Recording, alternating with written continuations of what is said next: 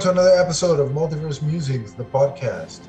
As always, I'm your host, Adam, and this episode, I'm on my own because it's a very special episode. And given that I wanted to get something out right away, as soon as possible, I couldn't organize with one of my multitude of co-hosts to sit in with me, but hopefully in the future for these types of episodes, I will be able to. Here at the network, we were fortunate enough to be sent a advanced copy of the Magic Order Book 2, Issue 1, and that, of course, is a Millarworld production, and it's written by the fantastic Mark Millar, and Book 2 is actually drawn by the great Stuart Immonen.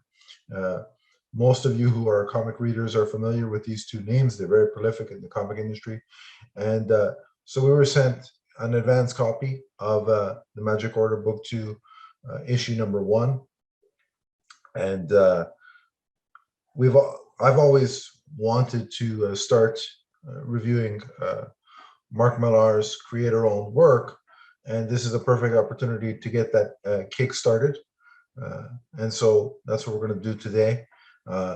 Obviously, the Magic Order Book 2 is a sequel to the first volume. I'm not going to review the first volume right here and now.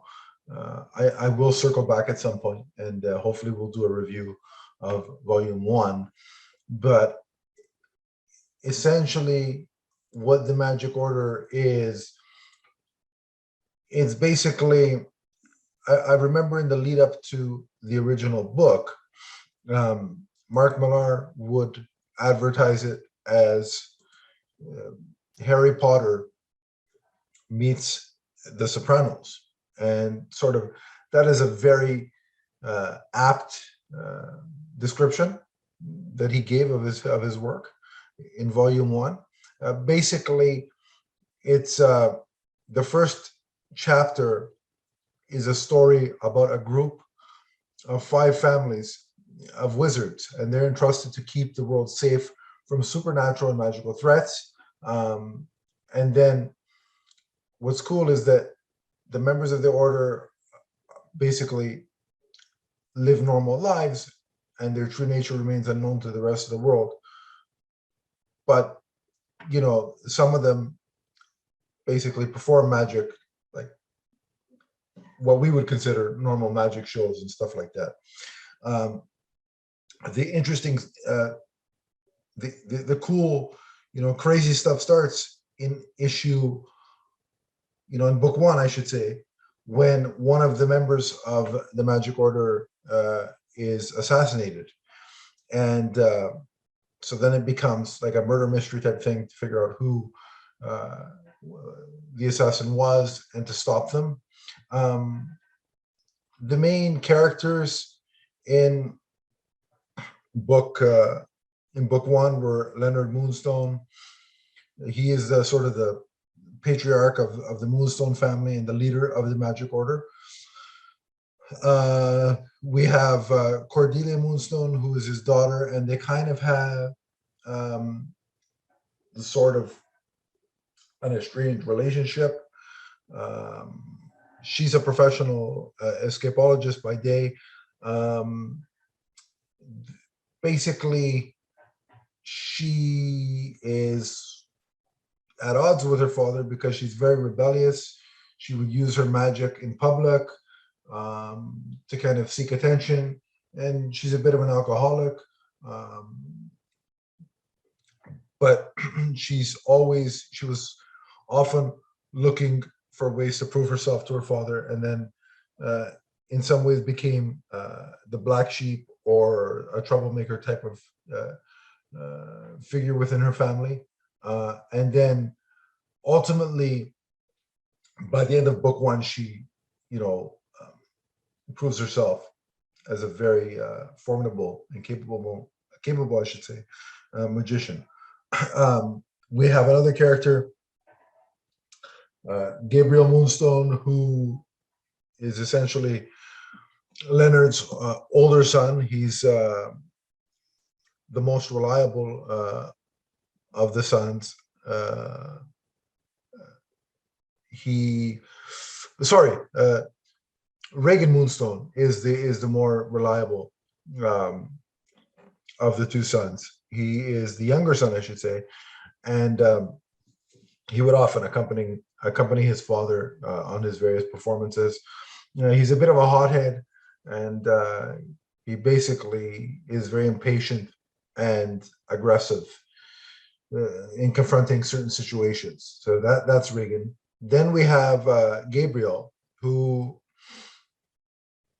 is basically Leonard's older son, and he has he's a very gifted magician, but he is very intent on leading a mundane life with his wife, and sort of left the world of magic behind him.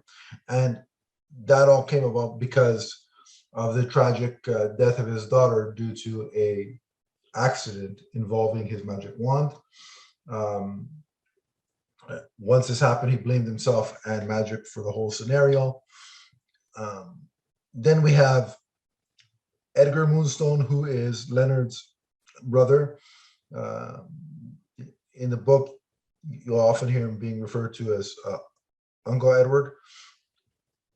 He's sort of like the guardian of the Moonstone Castle. He's very powerful. He's got like apocalyptic type magical powers. Uh, he kind of reminds me of, just more so in book 2, which I'll talk about in a second, but he kind of reminds me a little bit of, remember the Munsters, the old show? He reminds me of the grandpa, you know, the Dracula vampire type character on that show. He kind of reminds me of that character. So that's the core Moonstone family. Now, when one of the magicians in the Magic Order, Eddie Lazowski, is assassinated, the members of the Magic Order basically put the blame on Madame Albany, and basically she's Leonard's cousin, and basically they accuse her. She takes offense to that accusation and storms off. But in the you know, through the course of book 1, you find out that she is the architect of, you know, the murder and, you know, the murders that follow in the book. And she has a sort of I guess accomplice, minion that carries out the assassinations, and he's called the Venetian, and he's called the Venetian because of his attire and his Venetian robes, and so that was kind of cool. Also, the Venetian as a character name is a pretty menacing character name, if I do say so myself. I think it works really well as a villainous type of name. So basically, she's Lady Albany is, or Madame Albany, I should say, is looking for, is basically trying to steal this magical tome, and she's trying to overthrow the Magic Order and take control of magic, and you know, and sort of be the omnipotent ruler of all things magic. So that's her end game, is to get that magical tome and take control. And along the way to do so, she's picking off and killing a lot of the members of the families in the Magic Order. You know, Mark Millar, like as I said earlier, in volume 1, compared this to to The Sopranos meets Harry Potter.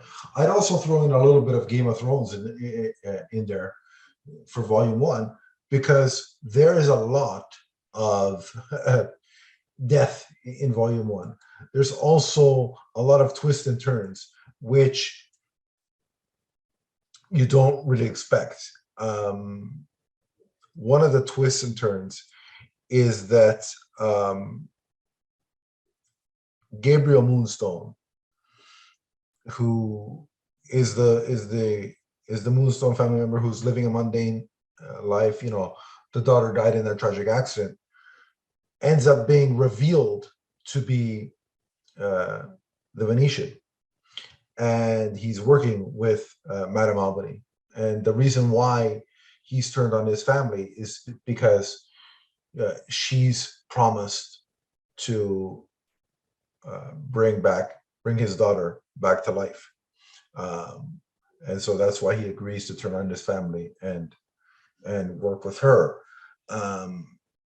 Literally, when I say I throw in a little bit of Game of Thrones comparison into this, is because there are a lot of the main characters in the Magic Order Volume 1 that die at some point in the story, that are killed, in the course of battle, and with Madame Albany. And so, Leonard Moonstone is killed at one point. Regan Moonstone is killed at one point. So, like that's the cool thing about book one, was that, you really, because of the nature of the premise, weren't sure who's going to live or who's going to die. So book one ends with this major battle, where basically once certain members through the course of that final battle, Cordelia uses, after memorizing the magic tome that Madame Albany is after, Cordelia uses the spells in that tome to resurrect the dead members of the Magic Order, including Regan and Leonard. And to resurrect them, she sacrifices Madame Albany's allies to do that. So basically, in an intense battle, Leonard kills Madame Albany, and basically Gabriel overpowers the Magic Order members, basically demanding them to surrender so that he can have his daughter back. But Cordelia basically makes a deal with Gabriel to sacrifice himself in order to resurrect his daughter. Gabriel accepts and then dies as his daughter is resurrected. And so that is basically the gist of book one. It's not at the end. Regan takes Rosetta, which is the daughter of Gabriel, and takes her under his care and vows to raise her. Basically, Leonard then decides to resign as the head of the Magic Order and leaves Cordelia in charge. And basically, that's sort of like a full circle moment, because it's the beginning of the reparation of the relationship between father and daughter, and shows some level of trust on Leonard's part, that he trusts his daughter to take this responsibility. So that's essentially book one as brief of a description that I could give. I want to encourage everybody to go out and read book one. You uh, it's highly recommended, and you kind of need to really get the full understanding of issue one of book two. So I recommend definitely reading it. Go through either your local comic book shop if they have a copy of volume one, the graphic novel, or go through Comixology. You should be able to find book one there. Um, just to give you some context before I start in on the Magic Order Book Two, Issue One, I am not a hardcore Harry Potter or Sopranos fan. I'm a casual fan of both. So when Mark Millar, uses those two to kind of describe his book, that was intriguing, but it wasn't the selling point. I am a massive fan of Mark Millar as a comic writer. Um, I loved his stuff at Marvel. He worked on Ultimate Fantastic Four, Ultimate X-Men. Uh, he did Old Man Logan, which was fantastic. He worked on the Ultimates, which is the basis for the first Avengers film, and a lot of the concepts you see there come from that book. He on the DC front, he worked on the Superman the Animated Series comic book, and he also did Superman Red Son, which is one of the greatest DC Elseworlds ever told, in my opinion. And then when he went out on his own and created his own company, I kept following him and reading his work. Things like Wanted, Kick-Ass, which have all both been turned into successful movie franchises. We've got Kingsman. We've got a newer one, Prodigy. We've got American Jesus, which is another one I really enjoy. One of my favorites is there's so many. Which one am I thinking of? Reborn is a newer one that he did with Greg Capullo. So there's so many. That I could name, but I'm behind on a couple of the more recent ones. But the point being is that everything Mark Millar has done, to some degree, I have either liked or loved the book. There isn't one that I haven't liked, and given that I'm not, a super fan of magic or mafia stuff, I didn't know how I was going to react to this book. Book one, I mean, and book one, I was, by the end of it, I was totally engrossed with what was going on. I was totally swept up in it, and yes, it's got all the magical trappings. It's got all the intrigue and betrayal and the murder that you expect from a sort of a mob type Soprano story. All that is mixed in, but I think what really makes the Magic Order Book One and Issue One of Book Two work is because at its core, it's about family, and regardless of all the magic stuff, family is relatable to every reader because we all have one, and they're all different, and we all have unique situations. So that to me is the heart of the book, and why the story works so well.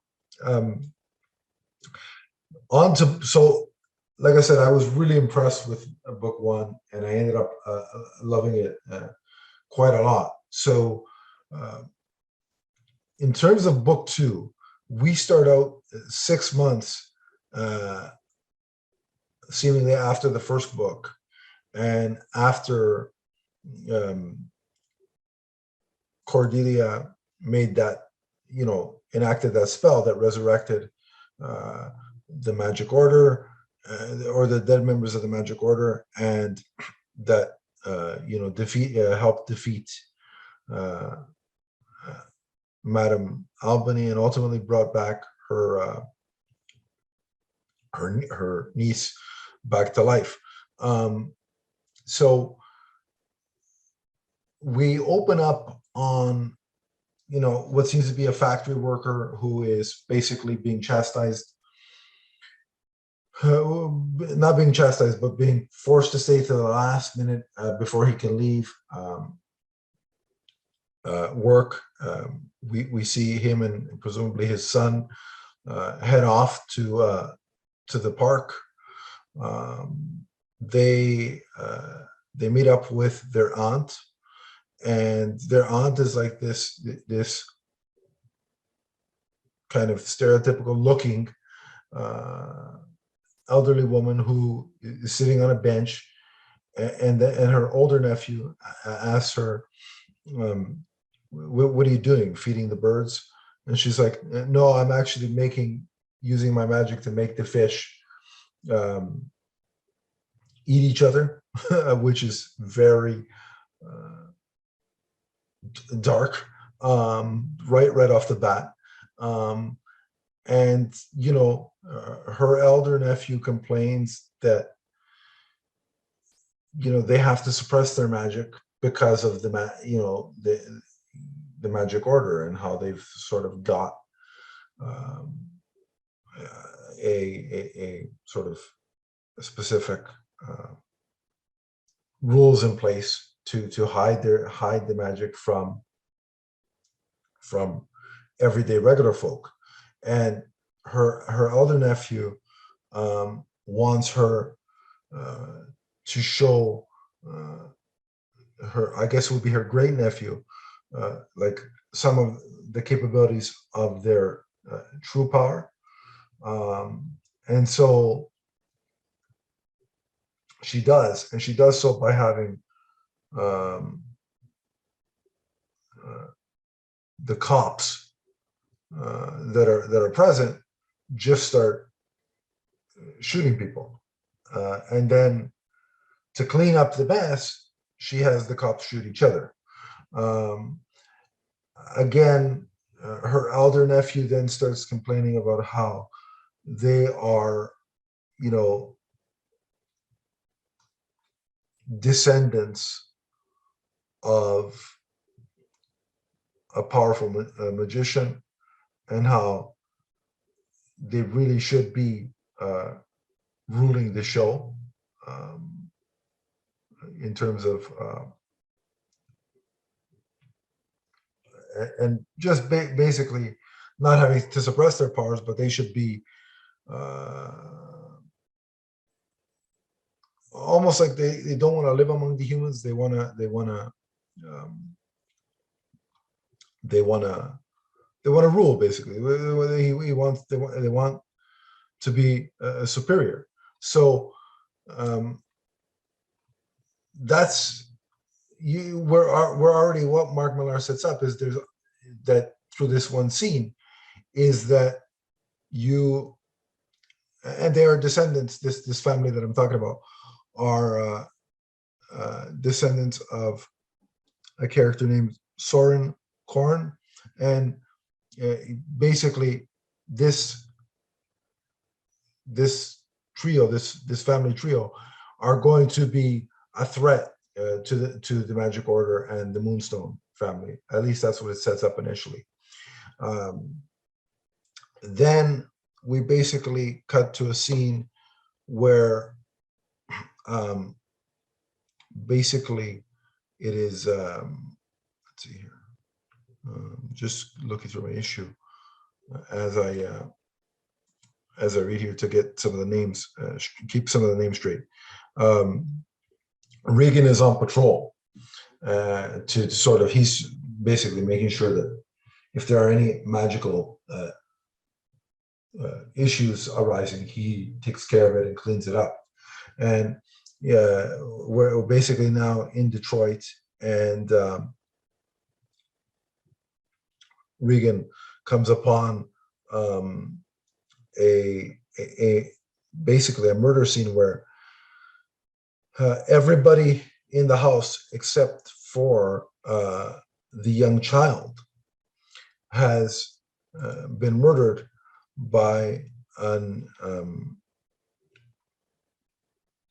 by what they refer to as an imaginary friend. And so this poor kid is locked in a bathroom, and so Regan goes in and essentially sees the devastation, bodies on the floor, and the kid's locked in the bathroom, and he's asking about if his mom and dad are okay. Of course, they're not. And so Regan is trying to get some information out of him, and is basically saying, tell me about your imaginary friend. And basically, the young boy says he drew this imaginary friend on the floor, and would hold his hand and spend when he came home from school. So clearly this young child felt alone, and I don't know if the implication is that he was having a tough time at school or didn't have many friends, but either way, he drew him on the floor or on the ground in chalk, and sort of would sort of spend time with him because he was lonely. So regardless of whether he was being bullied at school or whatnot, the fact that that a kid was in that situation, really, again, this book takes you to really that scene, that opening, these opening scenes take you to a really dark place. It's not fluffy party tricks that we're magic here that we're dealing with. It's some really dark stuff. So then he has to, the kid basically has to imagine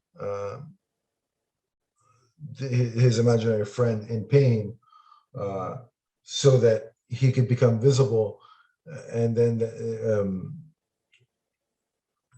and be killed. And so he does, which he eventually does, and Regan is able to take him down, and then and end the threat. So then from there, the book catches up with Cordelia. Now we find her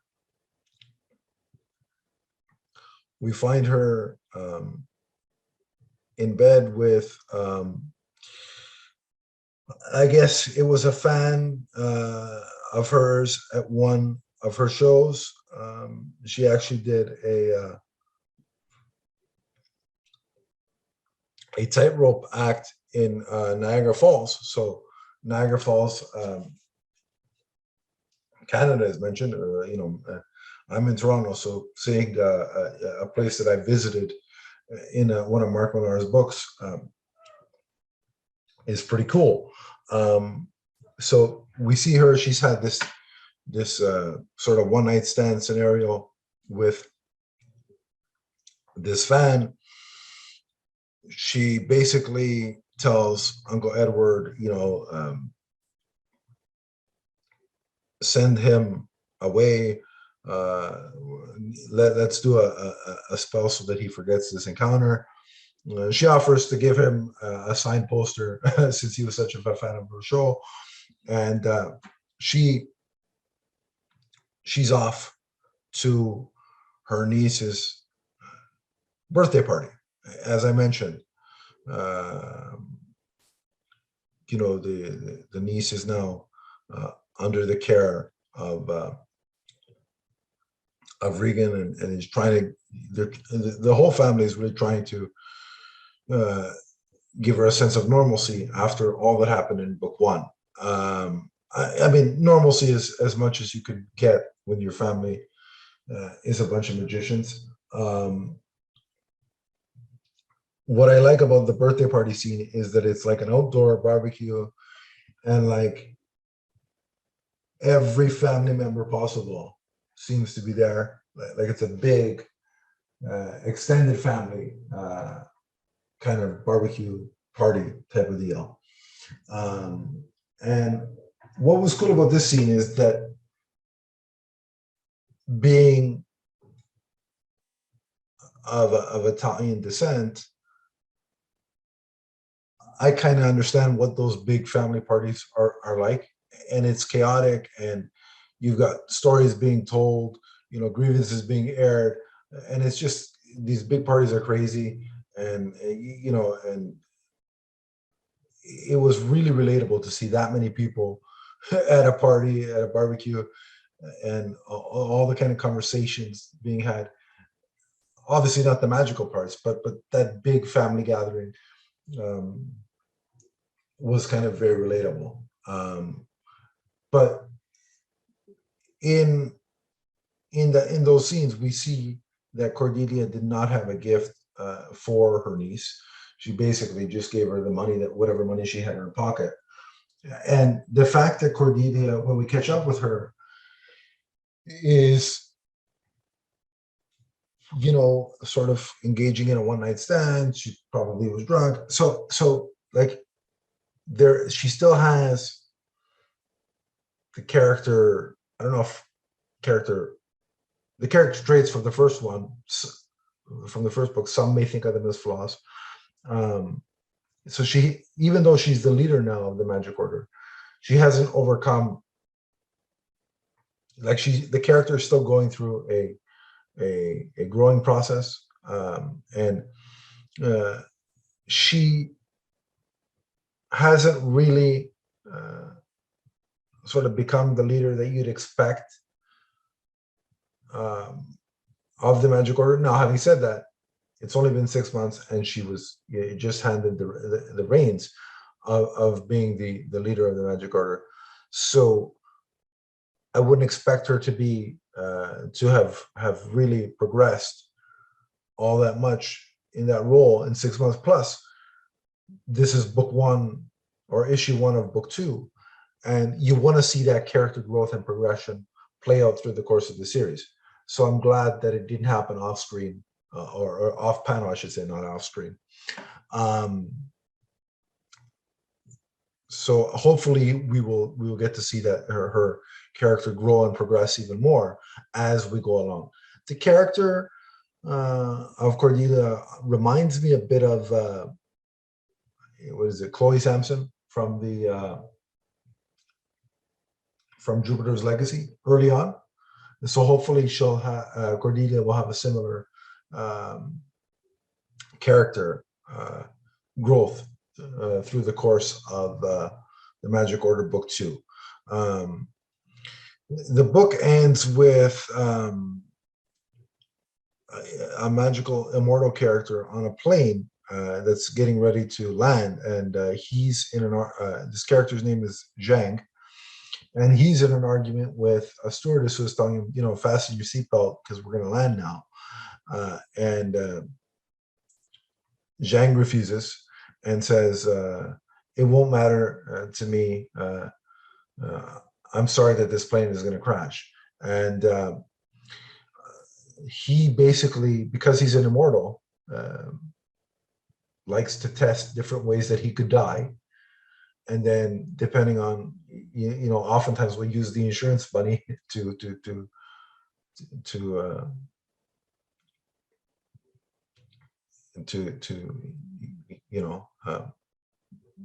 gain wealth and things of that nature. But really, because he's immortal, he just likes to find different ways to die. And then he remarks to the person that he's with, again, he talks about how back in the day, magicians used to rule the world.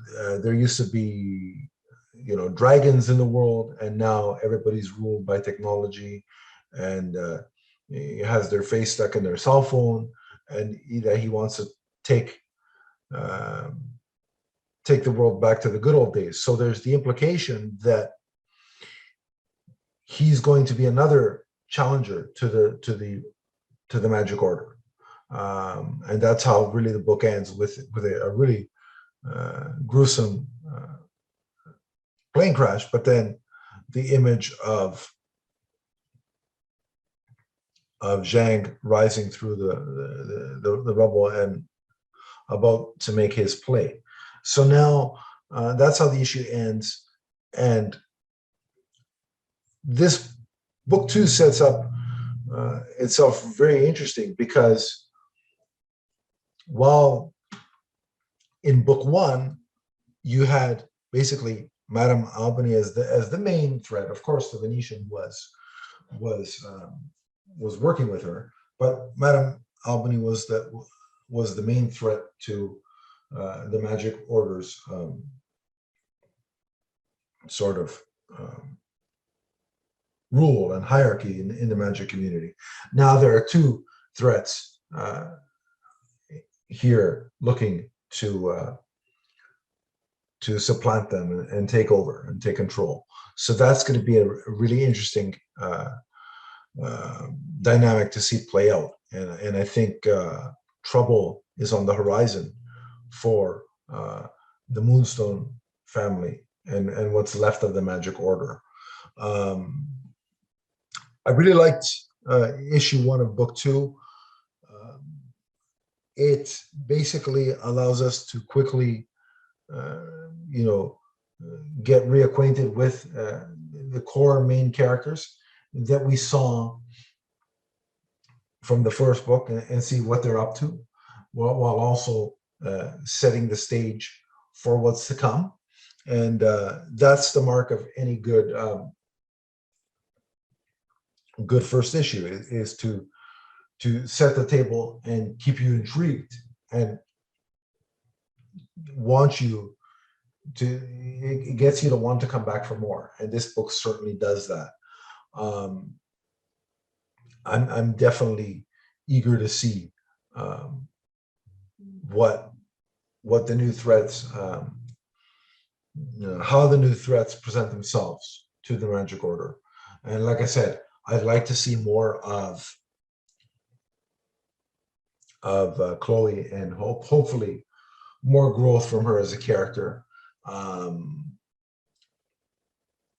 I think that's something that I'll be on the lookout for. And also, I want to see more of Uncle Edgar, sorry, because I just think that character is so much fun to watch. He's like that again. He's got a little bit of a kooky character, and I always like those characters. So I hope we see more of him. And again, he's got a power that is quite he's quite impressive. So when they really need him, that's when he'll come into play, if it's anything like the first one. And I can't wait to see it. And also I want to see more from young Rosetta, who is in the care of her uncle Regan. And I think that she is going to have a surprise role to play in this in book 2, hopefully. So I'm looking forward to a lot of things, and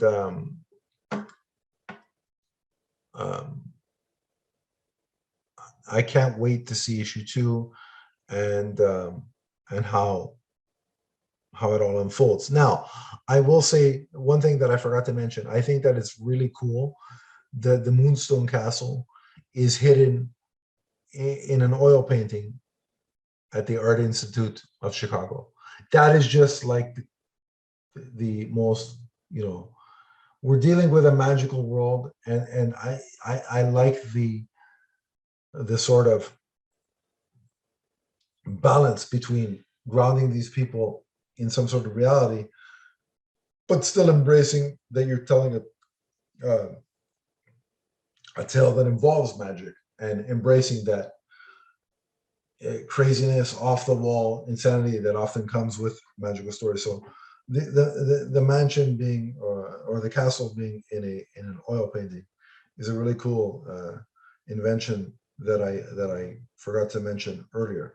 So overall, I really am intrigued by the Magic Order Book 2, Issue 1. I can't wait to see where it's going.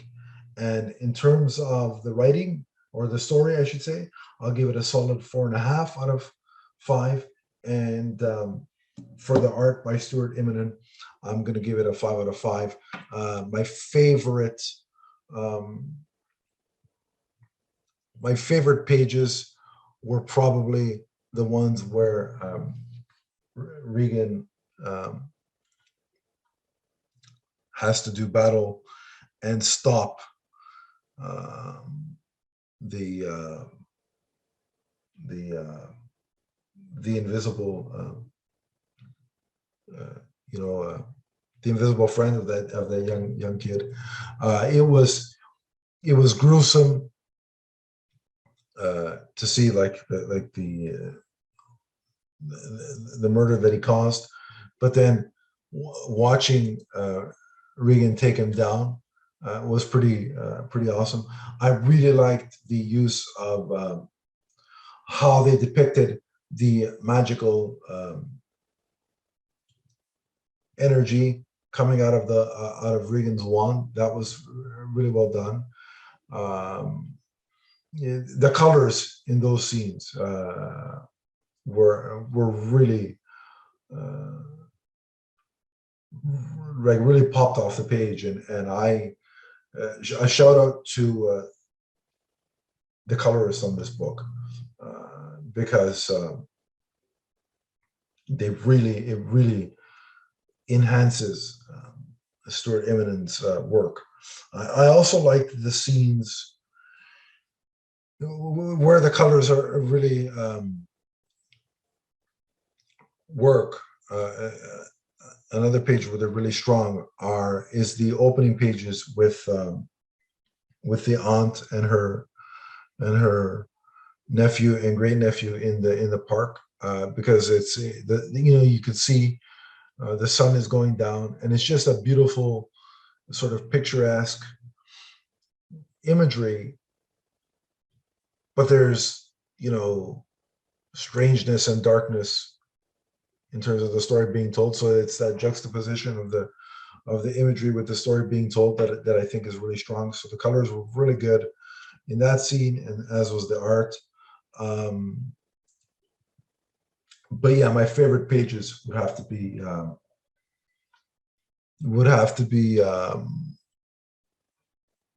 Regan taking down Chatterbox, the invisible, the imaginary friend of that young child. That was just some dark stuff, and it looked incredible. I mean, the imaginary friend was impaled with what seemed to be giant scissors. So imagine that imagery as you're as I'm describing it, or as I'm telling it to you. So yeah, the art is fantastic, and also that one panel with the